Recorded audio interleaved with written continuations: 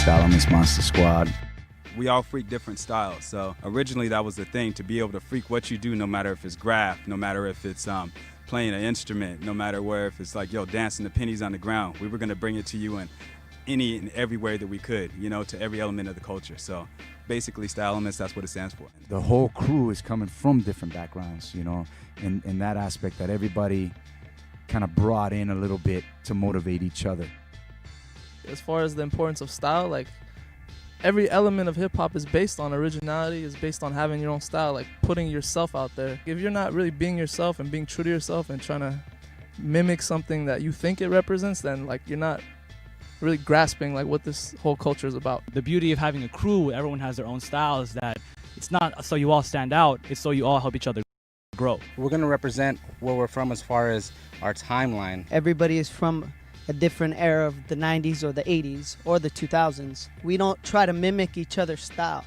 A lot of us, when we dance, what we're presenting is not only a series of steps, but a piece of who we are and giving you a stamp of that time of where we come from. One of the major rules, unwritten rules, is you gotta have style.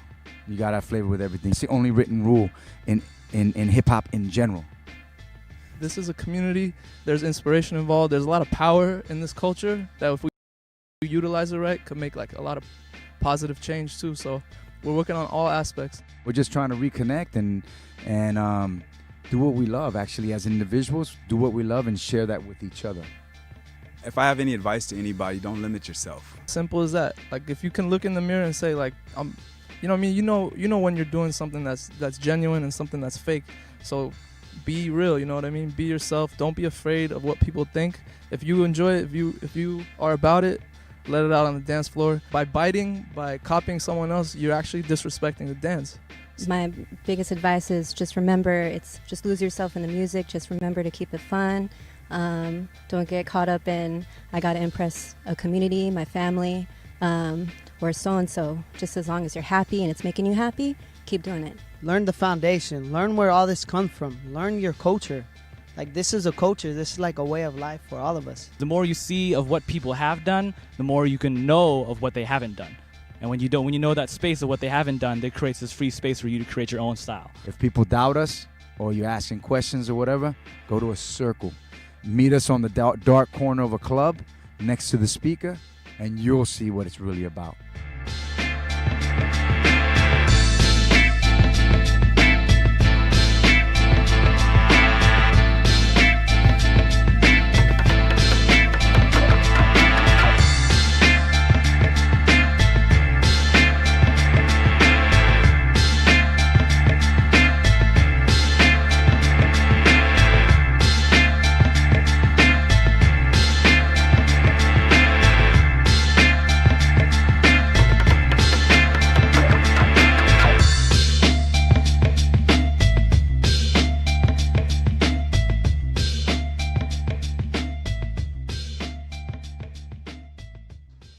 Yeah. Welcome to Style Elements Crew's 26th anniversary. I am your host, Spirit Realmer. And if that intro didn't get you hyped, I don't know what will. We are streaming live on Style Elements Crew's YouTube and Facebook, as well as live on Stance. If you have not subscribed to the Style Elements Crew YouTube channel yet, please do so at youtube.com/StyleElementsTV. Follow us on Facebook.com/StyleElementsCrew and on Instagram at Style Elements Crew. And of course, stay connected with us on our website, StyleElementsCrew.com, as we share our past, present, and future with all of you.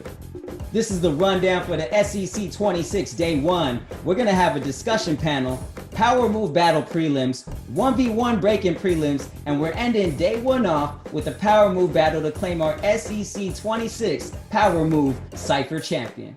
Shout out to all the SEC 26 sponsors: Six Step, Pro Breaking Tour, UDEP, Stance, Tribal Gear, Originality Stands Alone, Bump Box, Hint Water, and Little Box of Hope. All right, let's get Day 1 started and kick it off with the panel. I'm gonna pass it over to the panelist host, Midas from Style Elements Crew. But first, let's take a good look at the man and get familiar. Check this out.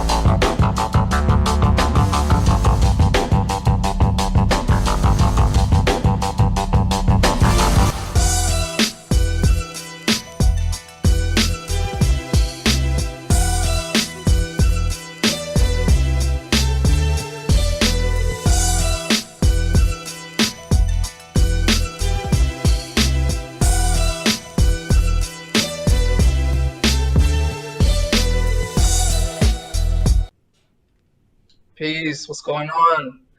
Thank you for rocking with us. 26 years of Style Elements. We appreciate everybody tuning in, coming to celebrate not only the crew, but the whole culture of hip hop, the dance of breaking, the dances of popping, locking, all the hip hop freestyle, all the stuff that we represent as a crew and that the community represents as a whole. We're, we're honored to have you guys participate as dance musicians, viewers, as adherents, as enthusiasts. And today, we have, another big part of Style Elements as a crew has always been building not only as dancers but as hip hop heads. And today we have a dope panel. Back in the 90s, especially, a lot of the jams that were provided for us had panels for us to come dialogue as a community, and we wanted to provide something similar for today's generation in these times and for us as well. And we're honored to have a really distinguished panel of people with us today. Some contributors who have made major impacts on the dance and the culture overall. So with no further ado, I want to give a little bit of a quick introduction coming from my perspective, and then I'm going to pass it on to them. They're going to introduce themselves, and we're just going to have a little bit of a powwow, a roundtable, talking about some things related to the culture. So thank you for rocking us with us once again. So first up we got Thesis. Yo. I've known for a while personally, and I want to just say a few things about how I first met Thesis, man. First time I remember meeting Thesis, and again, I'm gonna pass it to each of you guys to give a little background of who you are, what you represent. But 2005, I remember going to Arizona, originally from Los Angeles, going to Arizona and entering a battle, and ended up going against Thesis. I don't know if you remember that, but Thesis beat me in that battle, man. We had a little tiebreaker in the competition. It's called Street Dreams. It's called Street Dreams. Street Dreams, exactly. Yeah. And I didn't know who this young kid was, but I did right away, even before I entered that. I heard people talking about you and stuff, and I was like, "Who's this kid?" And ended up beating me. But the thing that stood out to me is his humbleness at that age too. And I was like, "Damn, okay, this kid obviously has people talking about him, and he just took that battle against me at least, and he was like humble enough to not be cocky about it at all." I was like, all right, dope, And from then on, I've just had a lot of respect for you, bro.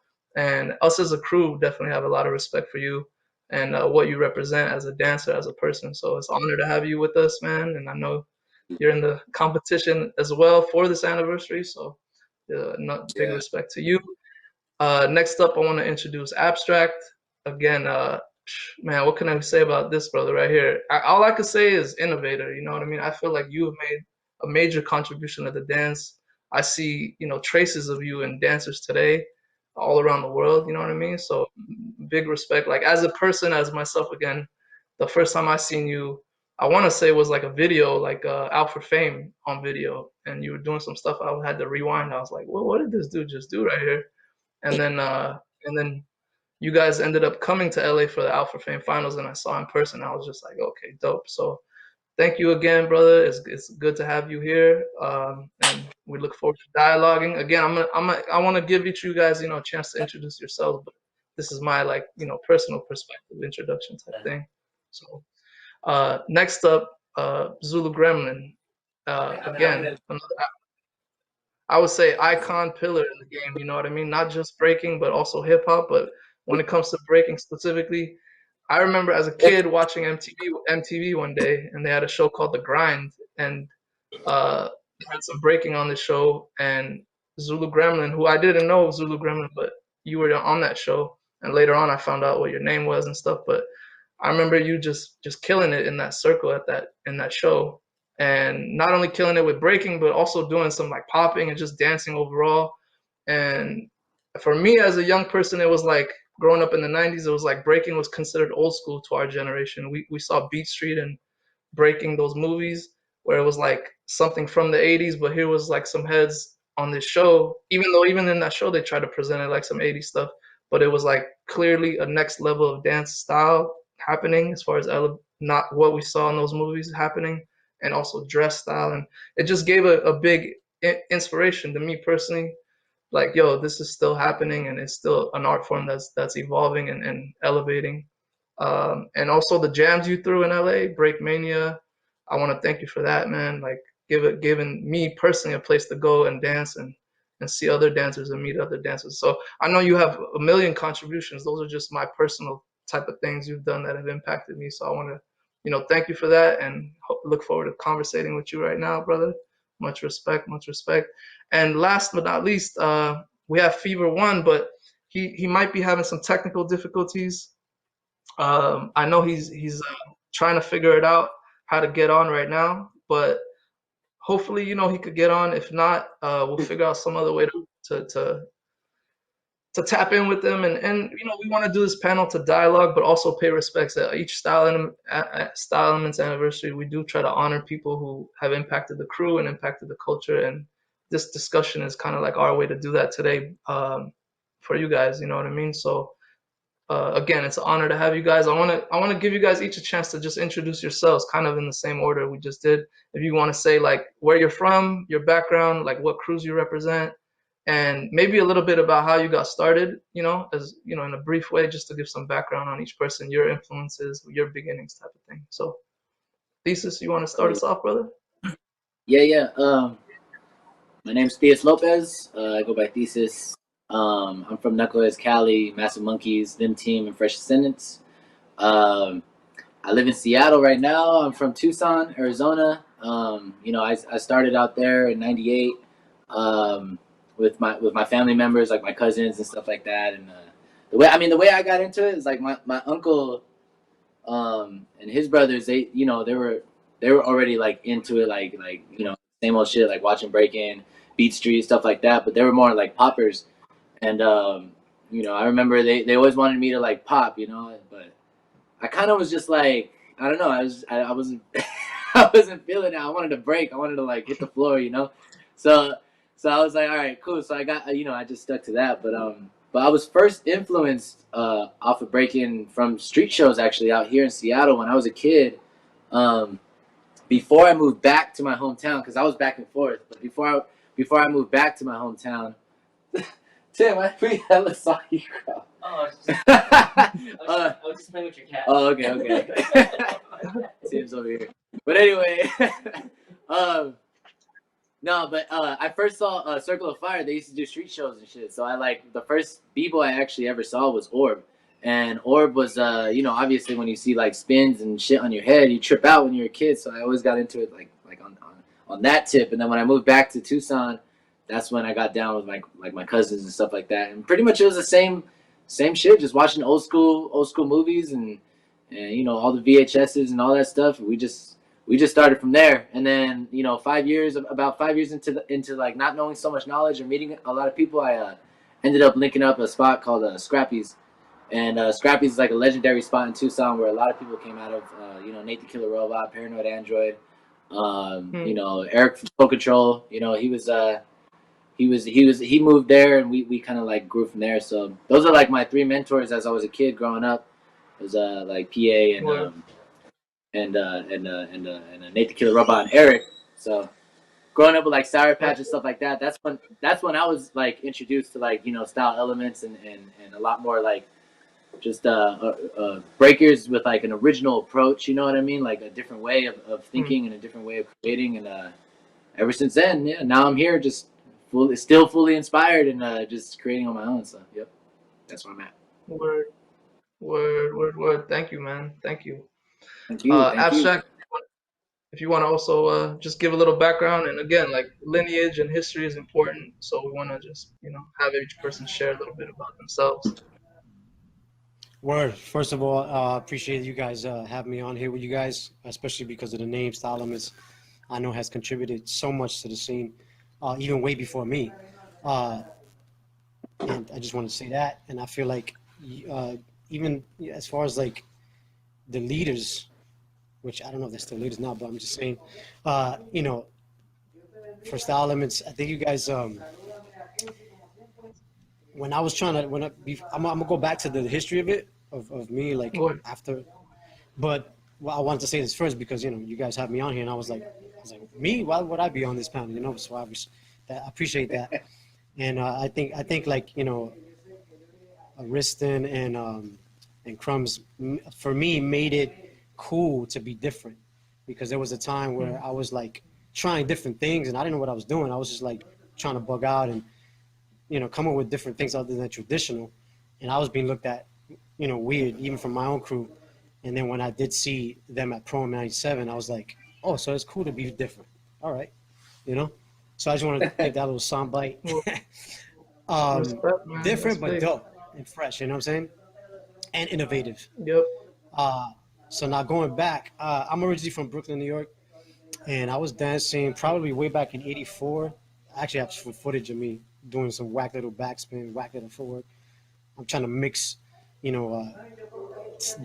backsliding with popping and waving. And excuse the noise. I don't know if it's too noisy. My grandfather just came in. But Oh, it's all anyways, good.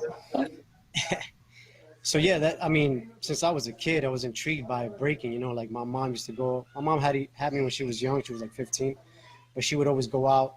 I would be with my grandmother. She would kind of come home and talk about like that. She see these people doing spinning moves, you know, like breaking. So she would see that, and I was like, man, what is she talking about? Until I was a little older, like maybe 7, and I was able to like be part of this a daycare center where there was kids like breaking. They were just doing footwork, and they were dope compared to whatever I've seen, you know. So that's kind of like how my journey started, and that led me into doing like impersonating Michael Jackson, being the only like Puerto Rican Michael Jackson in my public school at the time. We did a competition against other schools, and we actually won, which is hilarious. From there, there was a number of years that passed that I guess I stopped breaking. And I didn't start breaking again until I was like 17, 18, when I moved from New York to Tampa, Florida. I was like 15. No, yeah, I was 14. But I didn't really break until like I was 17. I was doing like techno house, really whack, you know. I thought I was doing something. But, not until I used to go to the spot in it was called Casablanca, and this guy was, they would play Spanish music throughout the whole night, and now I would wait for a specific time where they play freestyle music. And I was like, all right, I'm just gonna dance, whatever I know how to do. And this guy was doing windmills, and I was like, wow, that's mad old. What is this guy doing? And then the funny thing is that a year later after that, which is like 94, 95, I got connected with this guy, Ryan Gonzalez from San Diego, California, I believe. And he only did he would do, one-handed jackhammers and drills and like at least one flare. But I wanted to incorporate that into what I was doing, whatever that was.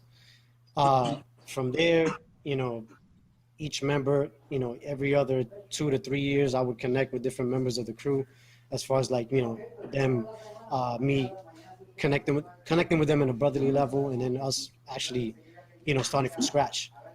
But yeah, I can go further into history later on. But yeah, that's kind of like my foundation of how I started in a way of movement and breaking. Dope. Thank you, man. Thank you for sharing all that.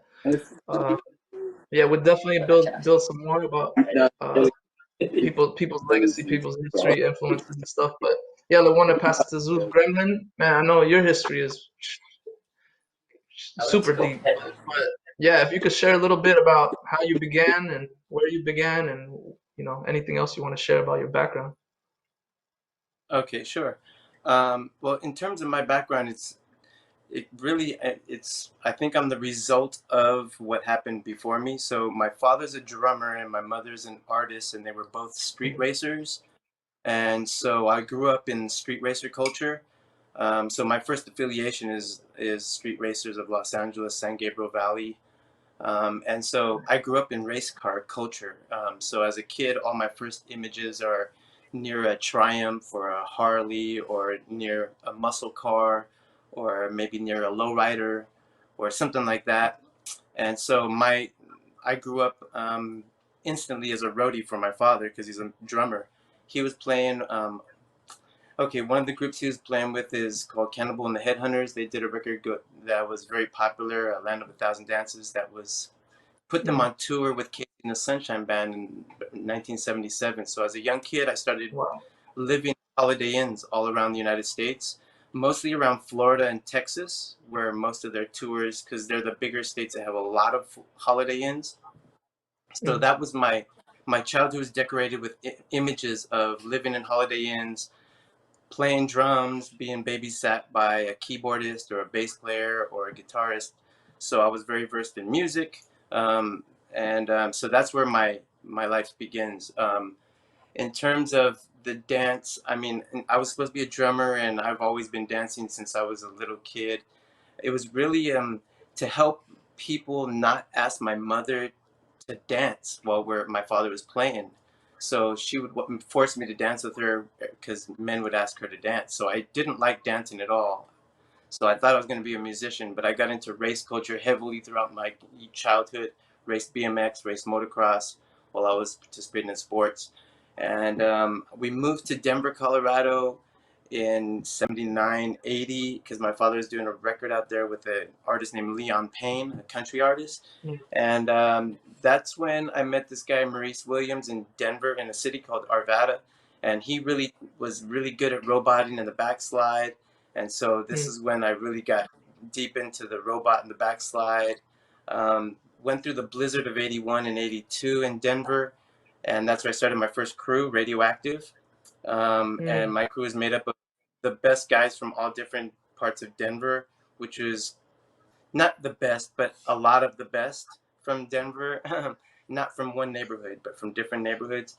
And I would travel back and forth to Los Angeles every summer to visit my grandparents. So I was constantly getting the West Coast vibe flavors and bringing them east. And my father traveling around the United States, going East Coast. So I was getting all these different flavors at the same time. 86, breaking started dying down. I moved back to LA. And right around that time, I started looking for all the b-boys whoever was still around. Started a new crew called United We Stand with a guy named Freeze Rockin' Mark Ski, who's from the Bronx here in LA. And we wrote songs for Kid Frost's record and Mellow Mayonnaise. I choreographed Mellow Mayonnaise Mentirosa tour, and I'm on the back of his record. If you look at Mellow Mayonnaise's record, you'll see us on the back of it. So we were the Latin Alliance. At that time, 2 lawyers were handling all of the artists at the time in LA. So when I moved back, I became more involved in the rap scene. And so it was about not just breaking, but it was about keeping hip hop culture alive, doing a lot of graph throughout the years and producing beats. All these things were things that I was doing, not because I had to, but just because it was the lifestyle. And of course, being heavily into the fashion industry. So all these things kind of led up to me finding Divas Does at the Dougie Fresh Fenderella Hey Mr. DJ video shoot here in LA. And he helped me to find legs and everybody, because I'd go to New York every summer looking for everybody. And I found them, and they came to LA. I started the West Coast Rocksteady crew in all these different, from San Diego to San Francisco, LA. And then I left LA to be in Jam on the Groove, the Broadway show. It was called Get Original at first, and that traveled around the world. That's where I met Abstrak in Orlando at Disney World. But Jam on the Groove, that was all of us Rocksteady and rhythm technicians at the same time together in our first Broadway show. During that time, living in New York, I moved to Miami to produce a bunch of rap artists, Mongu, Mother Superior on Island Records, JT Money, 2 Live Crew, Half Pint, all kinds of Miami bass artists. During that time, I started doing the Pro-Am with Speedy Legs, and moved back to New York in 99 to finish the Get Jam on the Groove tour. My very last show was in Orlando, and I had a severed tendon. That's when I was chilling with Abstrak. I think we went directly to Pro-Am 97 right after that, or Pro-Am 99, because that was the last year of Jam on the Groove, and then moved back to the West Coast. Got married in 2000. Well, we won the Korea World Cup in '99. These are all epic things. I'm gonna try to make it short, man. But handle. Yeah, the Korea World Cup was Ken Swift, Crumbs, Flo, Wicked, me, and Skeeter Rabbit, rest in peace, who he decided not to be on the team. We represented the United States in the first World Cup in Korea. We were called Team USA, United Skills of America, also AKA the Dream Team. And the next year, 2000, I got married to a girl that I met at the Magic Trade Show in Vegas. Had my first daughter, right, not a year later, and moved back to San Francisco. Lived in San Francisco 5 years, then back to LA. And it's been a kind of whirlwind, doing all kinds of things. I produced the first Red Bull BC1 in America. I produced King of the Ring in Canada, Red Bull Beat Writers, all these different things for Red Bull Company when they were first launching. Same thing with a lot of other companies, Lipton and Sony and Coca-Cola and all these other companies. But over the years, I just started doing more teaching rather than producing events. Just going after the things that I do best. And I choreographed a bunch of cool things in Hollywood, like Step Up 3D, which I was just talking about earlier with Abstrak, because I was able to cast my own people for Step Up 3D, which is a really cool, interesting story about a lot of B-boys and B-girls getting to work in the industry that didn't have to go through the Hollywood machine. So there's a lot of cool things. And yeah, and over the years, it's just been pretty crazy. And currently just over 100 Zoom classes since March 13th, teaching in the LA Unified School District, just produced the B-Boy Summit, co-produced it with Asia. And yeah, man, a lot going on still. You can see right here, the B-Boys, the Gremlin toy. You can see it right there. Oh, snap. Yeah, my son's a toy maker, so we're gonna on it, just building, man. It's been crazy. Dope. Yo, that's amazing, man. Like, I mean, all these stories, I know each one of you guys has, like, you know, such rich history, and I think it's important personally, you know, us as a crew, we think it's important that we document our own stories, you know what I mean? Have these conversations. I wish, you know, we had more and more time. Each one of you guys deserves their own, you know, separate discussion forum, you know what I mean? But yeah, I appreciate you guys sharing these histories with us. I want to build off something Graham said actually, which is, you know, you mentioned all the different things you've contributed to and dabbled in, not just the dance, but all the musical side, even, you know, the artistic side, writing. And for us as a crew, that's a big thing that we try to, you know, uphold is just not just the dance, but the whole culture of hip hop, you know, all the elements of expression really, but hip hop in particular, and doing them with style, you know what I mean? So I wanted to ask maybe Thesis and Abstrak and Gremlins as well, but Grems as well, but what role does other forms of expression play in your experience as a dancer? You know what I mean? Things outside of dance, whether related to hip hop or not. I mean, my culture, my native culture in general has like a big like just artistic background. You know, I mean, I don't know. I think some of you guys have some native descent, and you guys too. I'm not really sure, but but yeah, you know, if you grow up native, I grew up on like on the reservation. You know, that's pretty much where all my friends were from, and I didn't live on the reservation, but that's where I would go. And pretty much like, I don't know, I just always looked at like art as kind of like one thing, because for me, like from when it comes to dancing or making jewelry, or you know, just kind of just appreciating other artists, and you know, obviously for me, I'm a dancer, so the musicians and stuff like that. It was always just more like I got the same feeling off of any different kind of art form that I got from dancing also. You know what I mean? So I kind of look at it all like as one thing. And me, I mean, I'm mostly a dancer. You know, that's just who I am. In my soul, I'm just mostly a dancer. I've tried all elements of hip hop. I've practiced writing. Catch me in a late night cypher, I might be rapping. I might be getting down. Overall though, but I mean overall, like when it comes down to like music in general, just music is just like what taps my soul, what energizes my soul. So I don't know, a lot of people don't know this, but like a lot of songs that like Lean Rock be playing or Fleg be playing and stuff like that, or Bless be playing, is because I send them these songs because I'm always searching for music.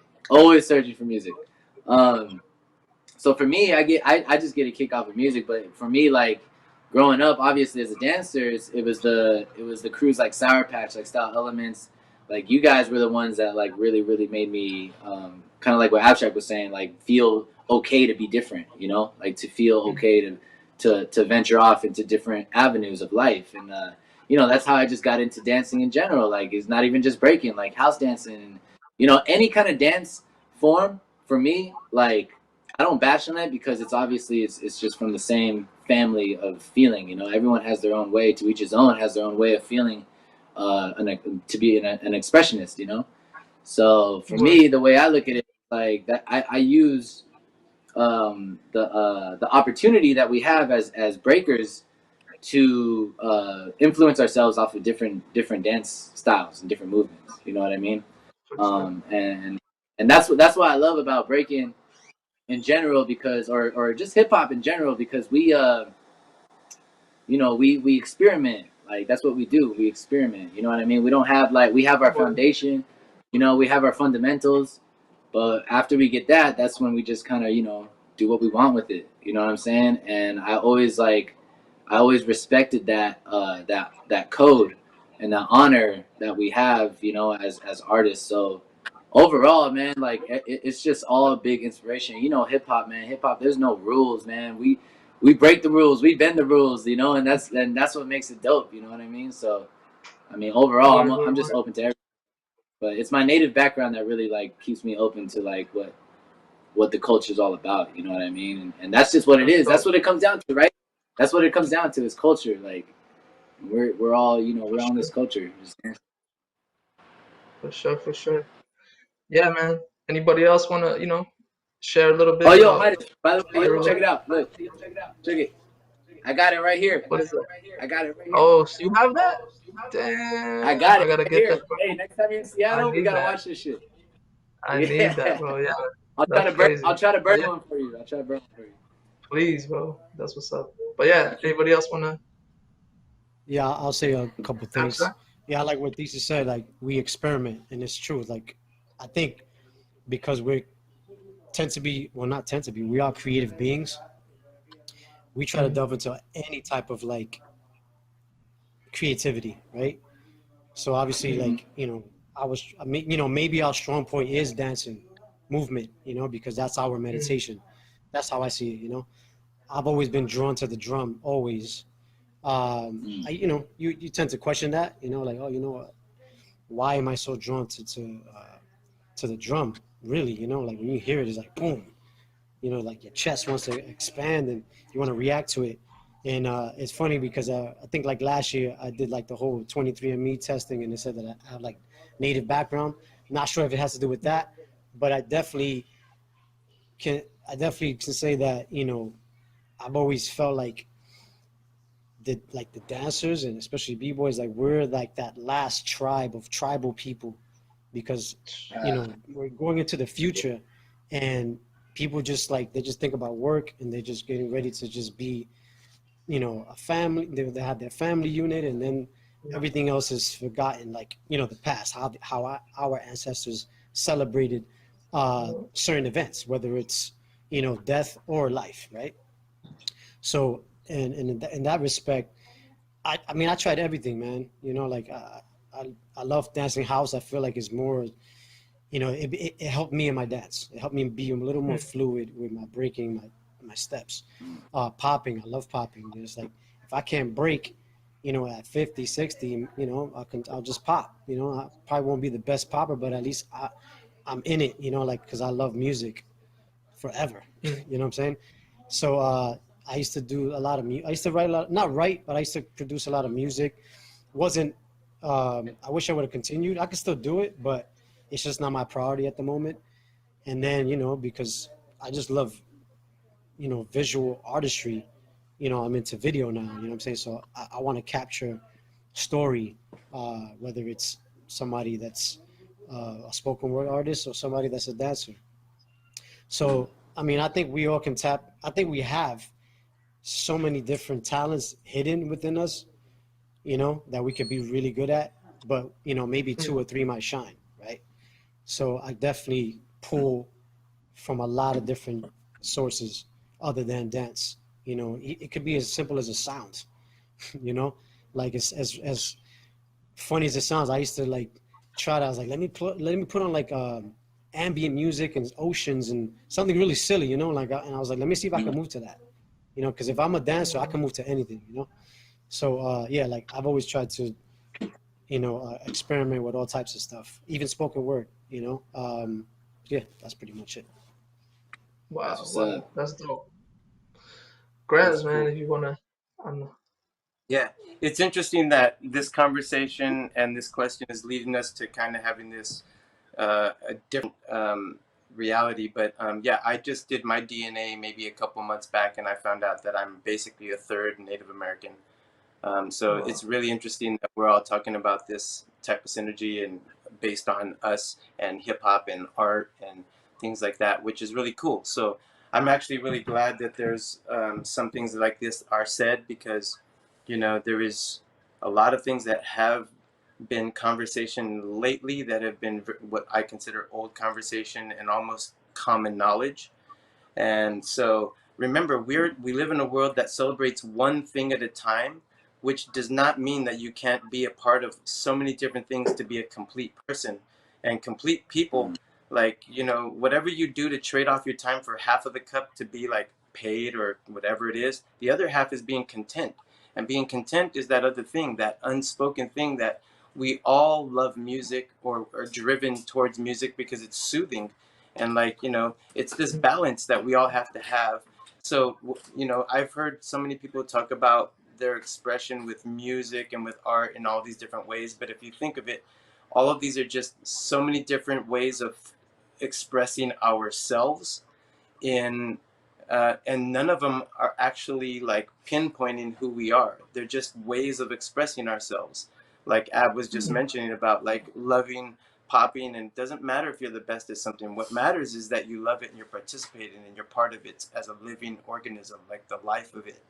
And so, you know, when I think of the arts, I think of them as visual and audio, and they go together in this new concept. I was around managing my first dance studio IDA when the 360 contract was invented, and I was like, yeah, this is something I knew that was going to happen a long time ago, because your face, your name, your image, your talent, your services, they're things that add up. And so the level for me, like I've always known b-boys as being someone, or b-girls as people that appreciate all the elements of hip-hop culture, not just because they break. Because they break means that they're dug in deep. Remember, to find hip-hop culture, like let's just say the world is on this level, the street level. You dig a hole to find hip-hop culture. You dig another hole to find real hip-hop culture. Then you dig another hole and you finally find like b-boys and b-girls. So when you go that far down, that b-boys and b-girls already have a lot of good taste in music, and they know the difference between hip-hop as in rap music and hip-hop's inspirations of soul and funk and disco era. So these are all things that we don't talk about much because we've all grown up this way. But other people, when they see us from the outside in, we're not studio dancers that just came in 5, 6, 7, 8. Now you learn how to dance. No, we live it. And you've been playing these breaks. Like, look at Thesis just says he's always looking for another beat. You know why? It's because he's trying to constantly build his repertoire of rhythm, musicality, and movement. It's not just one or the other. It's all that makes you like, you know, you grow older. You also grow like more tasteful, and you know your taste changes as you get older, and what you do with your time is a reflection of who you are and how much you do with the time also. So these are things like, I don't turn it off. I'm 360 100% hip hop. I make beats right here, DJing right here, doing graph. And I just did a COVID mask for some young kids to show them in my class. Like, look at now, on, bam. Like, you know, so it's just clowning, man, like taking things to a new level. So I love when guys are open like that. In Style Elements alone, I've made rap records, DJ performances, b-boy performances, all style hip hop performances. Like, you know, like when Wicked and Crumbs went with me to Japan, we did the Golden Triangle, and each of us had to rhyme, then DJ, then break. Then the next time, a different style, you know, Brooklyn Rock. So like, you know, like this is being versatile, and this is like, it's in our DNA, it's in all of us, because some people can say, oh, I just do one thing, but b-boys and b-girls, we have a little bit more like time invested, so that means that you have more knowledge in these other elements. You can ask a b-boy who's your favorite rapper, and you probably would agree that with what they say, because it comes from a certain taste. Word. Yeah, that's dope. Yeah, I mean, kind of building off of that too, like, because you mentioned, we don't talk about this stuff too much. We kind of grew up with it, but I want to get you guys up in this today. I know. I mean, at least from my perspective, Thesis is probably the closest to like today's generation. You know what I mean? And I don't know if people feel like there is. Well, I'll ask you guys. Like, what are your thoughts about where things are going, as far as the breaking scene, in connection to the other elements of the culture? There is. We see separation of elements more and more, in my opinion. Not to say that's necessarily a good or bad thing. Want to just put that out there, get your guys' thoughts on it. And also the dance, I mean, just in this competition that we're having for our anniversary, we got people from Japan, we got people from Russia, we got people from South America, like all over the world basically, which is amazing, and I think you guys are big parts of that. I think Style Elements is a big part of how that came to be. So I want to just get your guys' thoughts, like, where do you see the culture going, as far as breaking connected to the bigger culture and breaking itself with all the things happening around the dance nowadays?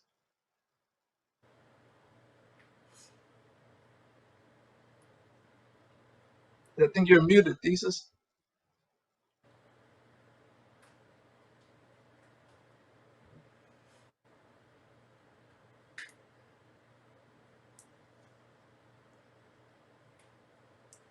Can't hear you, brother. Maybe if anybody else wants to chime in the meanwhile. You want to go on it, app, or want me to hit it? Yo. Yeah, I don't think we can hear Thesis yet. Hopefully that gets fixed. That's weird. Where do I think? Honestly, I don't know. I don't know where it's going. It's like what I can say is I do love the fact that we can take this dance anywhere we want to. Because first of all, we do it in a cipher, right? And that's the most important thing, because there's energy there. But we can take that energy and put it in a theater, and for me, I say that because I love theater, and this is when Grems mentioned Gem on the Groove, like at the time, 99, me and my crew, we paid like, I think it was like 60, maybe $90 each just to go see them perform, and I was like, that's what I want to do. I don't want to just be a dope b-boy dancer. I want to be able to perform and captivate people with the movement, because to me, to this day, and even if life goes on 3,000 years, I feel like breaking is still a futuristic dance, no matter what. It's the most difficult, to me, hardest dance anybody could do. So you can take it to the theater, you can take this anywhere. So like when you subject it to just competition and the big stage, it's cool. I like that there's that, people get opportunities, but sometimes, there are certain b-boys that want to express in a different platform, Now, as far as like where is it, where it's heading, I have no idea, and that's the beauty of it, Some people might have an idea, but I really don't. So it's amazing to see how far we all can take it, how the younger generation, how far they're going to take it, and vice versa. Word up. Thank you, man. Right on. So Yo, can you guys hear me now? Yeah, go ahead. Yeah, we can hear you. Okay, go ahead. No, go ahead. Go ahead, Gremlin. Do your thing. I'll go after and you. maybe you can elaborate what I'm about to say, because this is something that you can probably bear witness to, or you can actually maybe even give some clarity to. But so there's two things that are happening, and one thing is, since the 360 deal thing has happened, everything's been about branding. Even though we've been branding all our lives as promoters and producers since I was very young, the whole world all of a sudden uses this word branding. And the word branding, they kind of mean just keep doing the exact same thing that got money the first time. And so like producers that make many types of beats, they make one beat and it makes them money, so they just keep making the same beat. DJ Mustard, anybody, Dr. Dre, they all have the same sound for a reason, because it's branding. Now, the same thing is happening in all parts of hip hop culture, is all these branding things that are going on. So people are either part of the brand or not part of the brand. And then the brand has rules and regulations. Like if you want to compete at this competition, it's not just a battle, it's a competition, and you have rules because that brand is different from this brand. And so that